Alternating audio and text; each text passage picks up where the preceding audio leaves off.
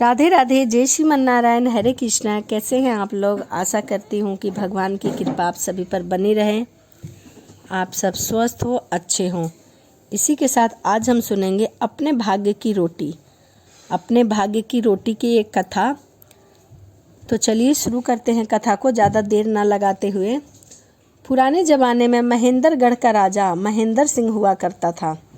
वह बहुत अकड़ू, घमंडी और बददिमागी था। अपने आगे किसी को कुछ भी नहीं समझता था। अपनी खिलाफत करने वाले को कड़े से कड़ा दंड दिया करता था और कुछ कुछ सनकी दिमाग का भी था। एक दिन की बात है, यह उसके दिमाग में एक सनक की समाई, जरा अपने परिवार के लोगों से भी यह जाना जाए कि सब लोग उसके बारे में क्या विचार करते हैं, क्या बातें करते हैं। उसने अपने परिवार में उसकी पत्नी तिलोत्तमा और 7 अल्पवयस्क बेटियां थीं।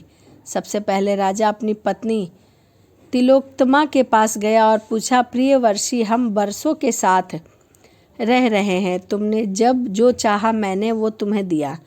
जरा तुम यह बताओ कि तुम्हें यह सारा सुख ऐश्वर्य किसके भाग्य से मिलता है। तिलोत्तमा अपने पति की गोद में लेट गई और बोली, आपके भाग्य से। आप न होते तो मैं यह सब भोग नहीं पाती।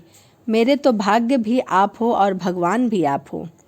राजा महेंद्र सिंह ने रानी को अपने सीने से लगा लिया और बोला, तुम सही कह रही हो।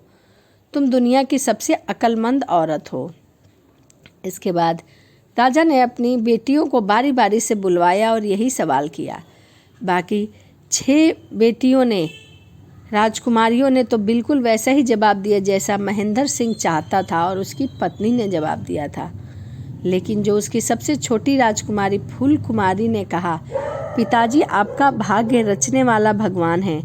उसी ने मेरे भाग्य को भी रचा है और सुख लिखा है, और उसी के लिखे से मैंने आपकी पुत्री के रूप में जन्म लिया और मुझे मेरे भाग्य से यह सारा सुख मिल रहा है। फूल कुमारी की इन जवाब से सनकी राजा एकदम सनक सा गया। फिर उसने अपने गुस्से पर काबू रखते हुए बड़े प्यार से बोला, मेरी छोटी सी प्यारी सी गुड़िया, लगता है कि तू मेरे बात ठीक से समझ नहीं पाई है। मैं यह पूछ रहा हूँ कि मेरे घर में, राजमहल में तू जो रोटी खाती है, किसके भाग्य का खाती है? कौन खिलाता है तुझे रोटी और पकवान? मेरा भाग्य लिखता है पिताजी, जिसने मुझे आपकी पुत्री के रूप में आपके घर में जन्म दिया। दुनिया में सब अपने अपने भाग्य की रोटी खाते हैं, कोई किसी का नहीं खाता। उसी प्रकार मैं भी अपने भाग्य की रोटी खाती हूँ। अब तो राजा महेंद्र सिंह का धैर्य जवाब देने लगा। वह भड़क उठा और कड़कड़ाकर बोला, क्या कहा? यह सारा सुख जो मैं तुझे दे रहा हूँ तेरे अपने भाग्य से मिल रहा है? मूर्ख, तू मेरी अनुकंपा को अपना भाग्य बताती है। निकल जा मेरे घर से, मैं तेरी शकल भी नहीं देखना चाहता। फूल कुमारी पिता के पैर पकड़कर रोने लगी। पिताजी, यह आप क्या कह रहे हैं? मैं आपकी पुत्री हूँ, आपने मुझे जन्म दिया है, आप मेरे जन्मदाता हैं। इस दुनिया में मैं किसी और को नहीं जानती। आप मुझे दुत्कार देंगे तो मैं कहाँ जाऊँगी? मैं इतने कठोर आप मत बनिए पिताजी, मुझे मेरे घर से मत निकालिए। पिता ने कहा, खामोश बिगड़ैल लड़की। राजा महेंद्र सिंह दहाड़ कर उसे अपने घर से बाहर निकाल दिया और उसे फूल कुमारी को घर से भी धकेल दिया। दासियों को आवाज़ दी और उनके आने पर आदेश दिया कि फूल कुमारी के शरीर से राजसी वस्त्र और आभूषण उतार कर किसी दासी को दे दिया जाए और राजकुमारी को फटी कपड़े और पोशाक दे दिए जाए। दासियों ने ऐसा ही किया। फूल कुमारी को एक भिखारन जैसा बनाकर और उसे घर से बाहर निकाल दिया। राजा ने आदेश पर फूल कुमारी के खूबसूरत चेहरे पर कालिक भी पोत दी। फिर राजा महेंद्र सिंह ने फूल कुमारी से पूछा, अब भी सोच ले और हमें सही सही जवाब दे, किसके भाग्य का तू खाती है? यह राजसी सुख किसके भाग्य का तू भोगती है? माल, पकवान और रोटी खाती है। आपको खुश करने के लिए मैं झूठ नहीं बोलूँगी पिताजी कि मुझे जो कुछ भी मिलता है आपके भाग्य से मिला है, आपसे मिला है, लेकिन मेरे झूठ बोलने से सच तो नहीं बदल जाएगा। फूल कुमारी की इस निर्भीकता से महेंद्र सिंह आग बबूला हो गया और दहाड़ने लगा।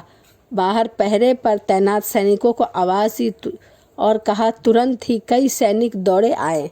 राजा के पास झुककर उन्हें प्रणाम किया। महेंद्र सिंह ने कहा, राजकुमारी फूलकुमारी को जल्दी से जल्दी किसी तेज रफ्तार वाले रथ पर बिठाकर हमारे राज्य से मीलों दूर किसी दूसरे राज्य के जंगल में छोड़ाओ, जहाँ से यह कभी चाह कर भी वापस न लौट सके।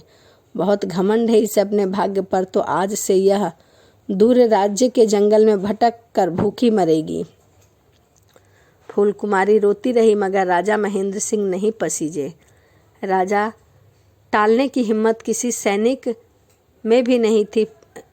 सैनिक फूलकुमारी को घसीटते हुए ले गए और उसे बहुत दूर किसी राज्य से दूर छोड़कर वापस आ गए। अपनी सनक से ऐंठे राजा महेंद्र सिंह का जीवन फिर से पहले की तरह चलने लगा। लेकिन उधर राजकुमारी फूलकुमारी के साथ क्या बीती। फूलकुमारी भूखी प्यासी भटकती भटकती एक ऐसे विशाल मार्ग पर जा पहुंची जहां बेहद विशाल और शक्तिशाली राज्य विजयगढ़ का नगर सेठ धर्मसिंह विदेशी व्यापार किया करता था। अपने दल बल काफिले के साथ 5 वर्ष बाद विजयगढ़ लौट कर आ रहा था। धर्मसिंह बहुत प्रसन्न था कि आज 5 वर्ष बाद अपनी पत्नी और एकमात्र पुत्री से मिलेगा।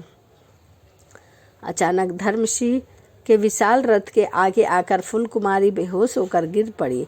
धर्मसिंह ने सेवक से कहा कि इसे उठाकर धर्मसिंह के पास लाए, तो उसके गंदे चेहरे के बावजूद उसके नाक शक्ल देखकर उछल पड़ा और बोला, यह तो बिल्कुल मेरी पुत्री फूलकुमारी जैसी लग रही है, लेकिन यह यहाँ क्यों भटक रही है और ऐसे भिखारिन के लिबास में क्या कर रही है। धर्मसिंह फूलकुमारी को अपने साथ विजयगढ़ में अपनी शानदार कोठी में पहुंचे तो अपनी पत्नी सावित्री उसके साथ एक युवा भिखारिन को देखकर चौंक पड़ी। यह आप किस भिखारिन को अपने घर ले आए हैं? भिखारिन, मुझे तो यह अपनी बेटी फूलकुमारी जैसी लग रही है। बेशक उसे देखो, मुझे 5 वर्ष हो गए हैं, लेकिन यही नाक नक्श बिल्कुल वैसी ही लग रही है। यह कन्या धर्मसिंह बोला, मगर हमारी बेटी फूलकुमारी तो 5 वर्ष पहले आपके व्यापार के लिए विजयगढ़ में प्रस्थान करने के 5 दिन बाद ही एक जहरीले सांप के काटने से मर गई थी। सावित्री ने कहा, आपकी पुत्री की अकाल मृत्यु के समाचार से सेठ धर्मसिंह दुखी तो बहुत हुए, लेकिन यह भी जबरदस्त संयोग और विधि का चमत्कार ही था कि उसकी पुत्री का नाम भी फूलकुमारी था और कुछ शकल भी राजकुमारी फूलकुमारी जैसी ही थी। सेठ धर्मसिंह की दासी राजकुमारी फूलकुमारी को देखकर होश में लाई और सेठ और सेठानी से कहने पर उसे नहला धुलाकर अच्छे वस्त्र पहनाकर धर्मसिंह और सावित्री के सामने लाकर खड़ा कर दिया। और धर्मसिंह सावित्री उसे देखकर हक्के बक्के रह गए। तुम कौन हो बेटी? तुम तो बिल्कुल हमारी बेटी फूलकुमारी जैसी लग रही हो, धर्मसिंह ने पूछा। जब फूलकुमारी ने अपनी सारी आप बीती बात बताई तो सेठ जी सावित्री सेठ धर्मसिंह से बोली, सुनो जी, इसका नाम भी फूलकुमारी है और यह बिल्कुल हमारी स्वर्गवासी पुत्री जैसी लग रही है। क्यों ना इसे हम अपनी बेटी बना लें? राजा ने कहा, मैं भी यही सोच रहा था, धर्मसिंह ने कहा। और उसके बाद फूलकुमारी सेठ धर्मसिंह के घर उसकी बेटी बनकर रहने लगी। कई वर्ष बीत गए थे। फूलकुमारी बड़ी होकर बहुत ही खूबसूरत युवती बन गई। उन्हीं दिनों राजा विजयगढ़ के वृद्ध और बीमार राजा विजय सिंह का निधन हो गया और राज्य का सिंहासन युवा और कुंवारे युवराज विराट विक्रम ने संभाले। विराट विक्रम बहुत ही महत्वाकांक्षी था। उसके अपने राज्य के विस्तार के लिए आसपास के सभी राज्य को आक्रमण करके जीत लिया था और उन्हीं राज्य के राजाओं और उनके परिवारों को कारागार में डाल दिया था। फिर एक दिन विजयगढ़ की जनता को अपने दर्शन